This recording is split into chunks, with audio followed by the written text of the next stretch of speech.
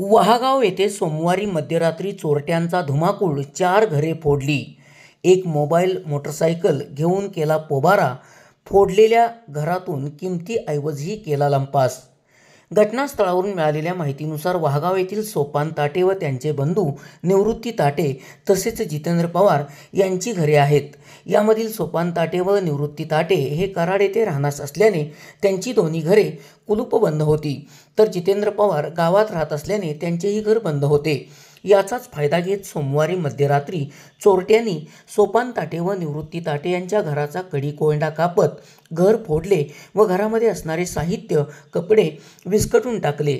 तसेच जाताना विठ्ठल ताटे यांचा मोबाईल चोरट्यांनी पळवला. त्यानंतर चोरट्यांनी जितेंद्र पवार यांच्या घराकडे आपला मोर्चा वळवला. त्याही ठिकाणी किमती ऐवजाची शोधाशोध करत कपडे व सामान विस्कटले. तसेच महामार्गाजवळ कृष्णद भिसे यांचे घर आहे. कृष्णद भिसे व त्यांचे कुटुंबीय दुसऱ्या खोलीत झोपले असताना मध्यरात्री चोरट्यांनी घराचा मुख्य दरवाजा फोडून घरात प्रवेश केला.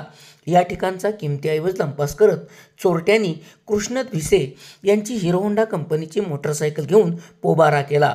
या घटनेमुळे वहागाव व परिसरात भीतीचे वातावरण पसरले असून पोलिसांनी तात्काळ चोरट्यांचा बंदोबस्त करावा अशी मागणी होत आहे. SP ओरिजिनेटिव्हसाठी सुनील परीट, कराड.